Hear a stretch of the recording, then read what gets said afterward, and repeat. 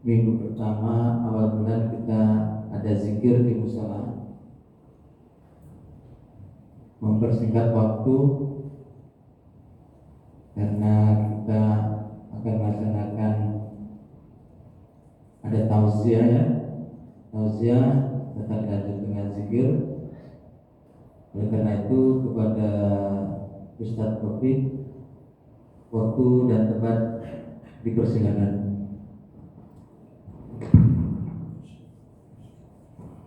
Assalamualaikum warahmatullahi wabarakatuh. Alhamdulillah, wassalatu wassalamu ala rasulillah Muhammad ibn Abdillah wa ala alihi wa sahbihi wa mawala, wa la hawla wa la quwata illa billah.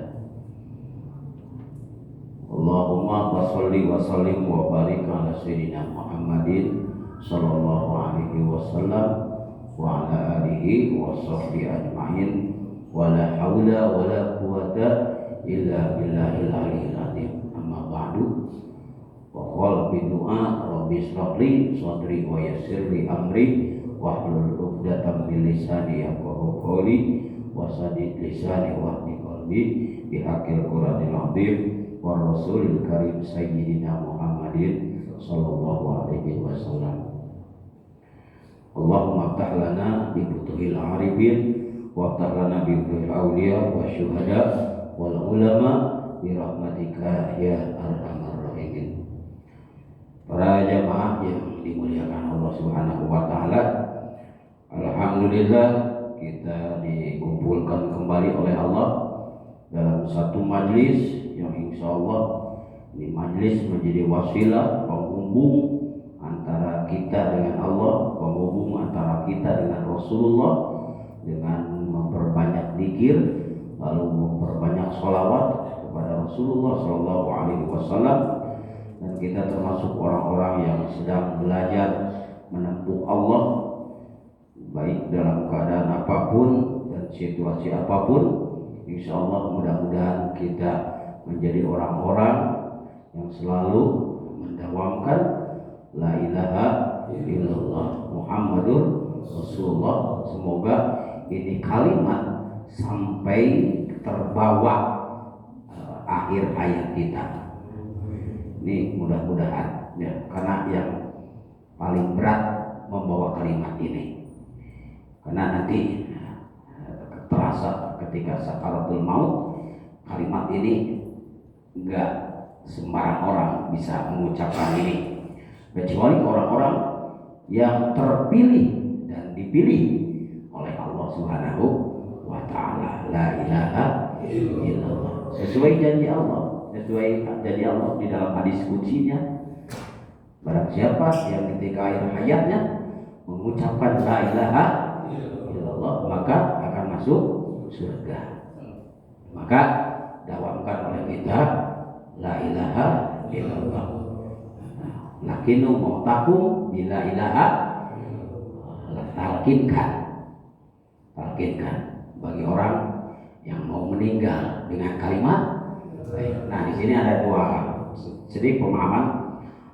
Ada dua pemahaman. Yang satu itu diucapkan, itu nuntut orang yang mau meninggal katanya. Tapi menurut satu para ulama, yang mau meninggal itu siapa? Kan kita. Emang kita nggak mau meninggal? Ya, jadi lakinu mau takum itu bukan untuk orang yang sedang meninggal, tapi buat orang yang mau. Kita mau meninggal nggak? Mau meninggal nggak? Kapanpun pasti. Awas, salah. Ini banyak yang mengartikan hadis ini salah. Berlakunya ketika sakaratul maut, itu talkinkan tuh. Orang hidupnya nggak pernah la ilaha illallah, dan nggak mau ditalkinkan. Diajak juga pasti nggak mau. Jadi kalimat ini artinya talkinkan bagi orang yang mau. Kita mau meninggal enggak? Iya kan? Berarti dari sekarang kita belajar la ilaha illallah, ya bukan nanti setelah sakarat. Ya udah sakarat baru suruh ditalkinkan. Susah. Orang dijaga malaikat, orang dikunci, ya setan yang datang ke kita kan bolak balik satu malaikat, satu setan, satu malaikat, satu setan, satu berbentuk jelek, satu berbentuk cakep. Makanya lihat orang kalau mau meninggal itu bolak balik kiri kanan dan mulutnya itu dikunci. Tapi bagi orang-orang yang sudah dipilih oleh Allah merasa enteng aja, la ilaha minimal Allah les berapa detik itu sakaratul maut ya insya Allah mudah-mudahan ya. Jadi jangan salah mengartikan di hadis nanti aja buat orang yang mau meninggal, bukan lakinu mautakum bila ilaha, talkinkan bagi orang yang mau meninggal. Makanya ada bahasa di Toriko Qadiriyah Laksabaniyah, udah talkin belum? Nah, bahasa talkin itu bagi kita yang mau meninggal. Kamu udah tiap talkin belum? Ya, kalau kita masuk ke Toriko Qadiriyah Laksabaniyah tadi tanya dulu, udah talkin belum? Dia mengartikan hadis kita nanti buat orang yang sedang sakarat, justru dari sekarang belajar talqin itu supaya ketika nanti sakaratul maut gampang mengucapkan kalimat itu nih ya. Jadi jangan salah arti hadis nih ya, menurut para ulama-ulama besar artinya begitu.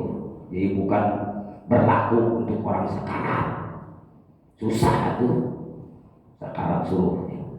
Kalau percaya silakan Bapak cek atau Bapak amalkan coba. Saudara kita udah tahu hidupnya bermaksiat, coba talkinkan, susah, nggak bakal bisa, nggak bakalan. Saya udah membuktikan berulang-ulang kali, tahu riwayat hidupnya nggak bener, bermaksiat, suka mabok-mabokan, lalu ditalkinkan suruh saudaranya karena susah meninggalnya juga, disiksa oleh Allah Subhanahu wa Ta'ala. Sakitnya luar biasa ketika sakaratul maut. Mudah-mudahan kita termasuk orang yang bisa mengamalkan la ilaha illallah ya. Jadi insyaallah mudah-mudahan ya minimal atau satu kalimat atau minimal satu kalimat itu la ilaha. Udah 3 kali lah, sekali males tuh ilaha illallah, la ilaha illallah Muhammadur Rasulullah. Itu lagi malas. Kalau lagi kenceng, aduh banyakin aduh. Jadi masa gitu belajar dari sekarang. Tapi itu dibacakan la ilaha itu ikhlas gitu loh. Jangan sampai ada apa ya, ngegerutu gitu. La ilaha illallah. Tidak ada yang besar kecuali Allah ya. Selain yang lain kecil, yang besar Allah, yang agung Allah, yang kuasa Allah, yang gagah Allah, yang pintar Allah, nggak ada illallah Allah, yang kaya Allah. Itu la ilaha illallah itu ya. Jadi sekali lagi banyak orang yang mengartikan hadis ini salah. Lakin mautakum bila ilaha illallah, banyak yang salah nih. Kalau nggak yakin silakan kita argumen aja, maksudnya kita argumen dalam arti apa benar gitu kan. Menurut tuan guru semuanya bahwa lakin mautakum itu bagi orang yang mau mati. Ya kita kan termasuk orang yang bakal mati. Mau hidup aja, maka dia aja nggak mau, dia hidup sampai hari kiamat. Yang lain udah pada meninggal, dia sendiri aja nggak bakalan mau, dia sendiri aja di alam dunia nggak bakalan betah. Masya Allah, mudah-mudahan kita termasuk pengamal la ilaha illallah. Yang mudah-mudahan sekali lagi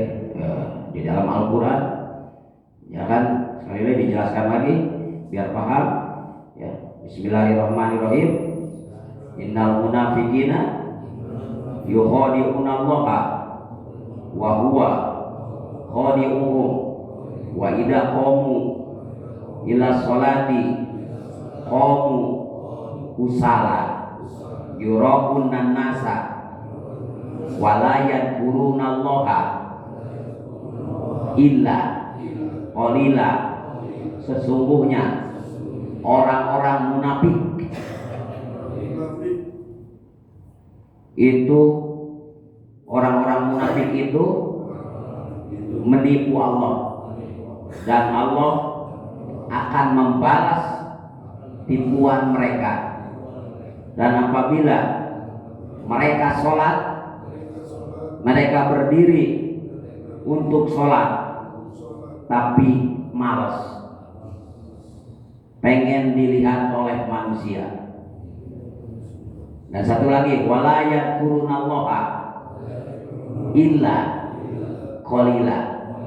Dan orang yang munafik tidak banyak zikirnya kecuali sedikit. Itu Al-Quran. Dua tanda orang munafik. Satu, kalau sholat malas. Yang kedua, pengen terlihat, yuraqun nanas, ria di hadapan manusia. Yang ketiga, tidaklah zikir kecuali zikirnya sedikit. Siapa? Bagaimana munafik hukumnya? Innal munafiqina, kata Al-Quran, innal munafiqina kana bidarkil asfali minan nar. Sesungguhnya orang munafik akan ditenggelamkan di bawah, di keraknya neraka jahanam.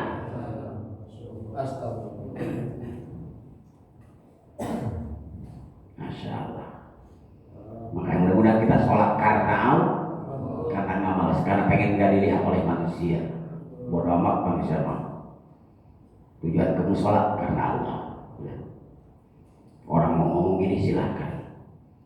Dan orang yang munafik tidaklah zikir kecuali, maka kita harus banyak zikir biar nggak jadi orang diancam orang munafik itu. Paling susah emang.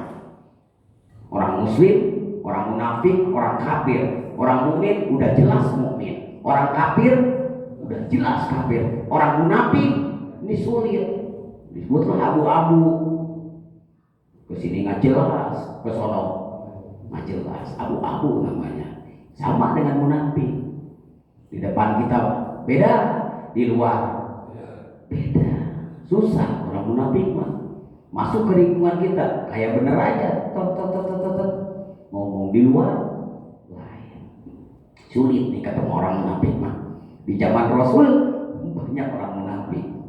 Seperti saudaranya Rasul sendiri, di depan Rasul baik, tapi saudaranya di luar ngejelekin Rasul.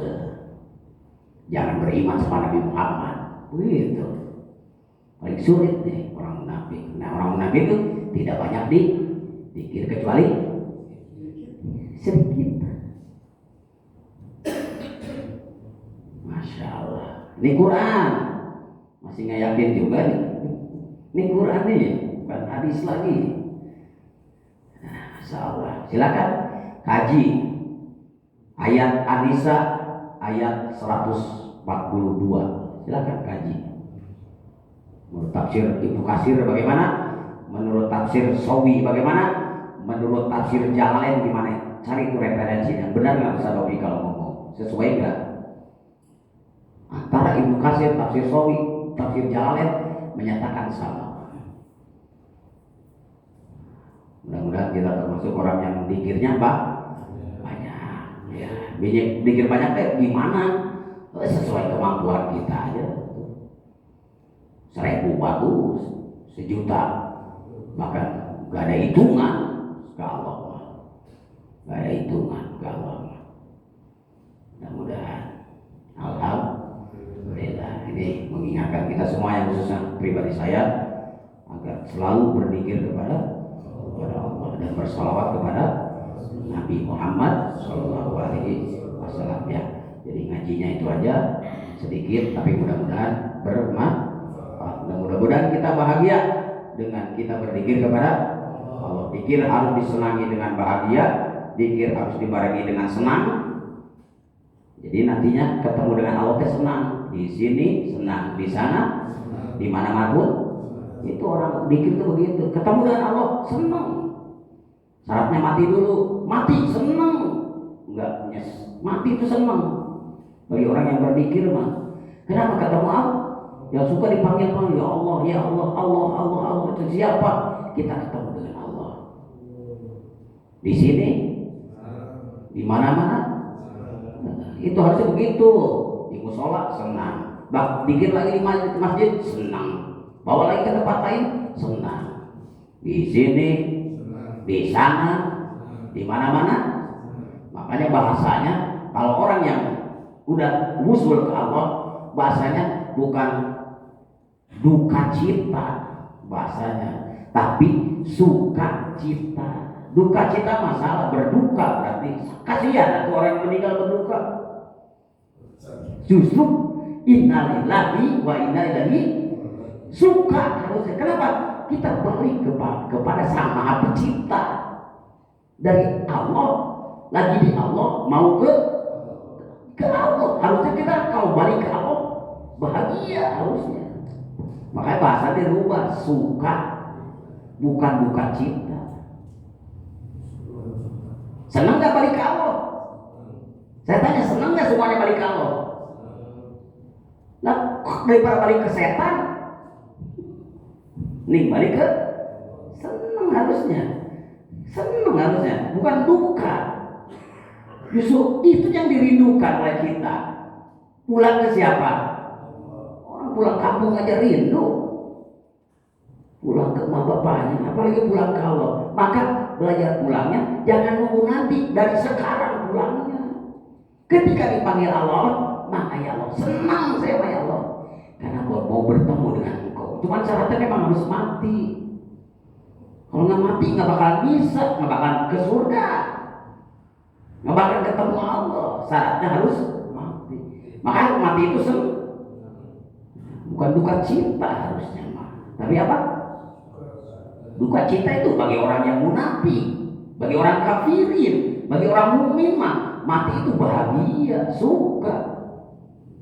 Bukan selama ini kita salat menyembah Allah, bukan selama ini kita ibadah karena Allah. Ketika pulang pun menghadap sama ke Allah, apa salahnya kita bahagia? Nah ini mana-mana yang suka keliru. Duka cita harusnya apa? Suka cita. Balik ke siapa? Ke Allah. Masya Allah. Alhamdulillah. Mulai paham nih? Ya harus bahagia. Harus bahagia. Kalau duka kan bahasanya, kalau duka gimana sih? Ya sedih ini. Kok balik ke Allah sedih sih? Harusnya kan balik ke Allah tuh senang. Harus balik ke Allah mana? Orang bapak pulang kampung aja senang.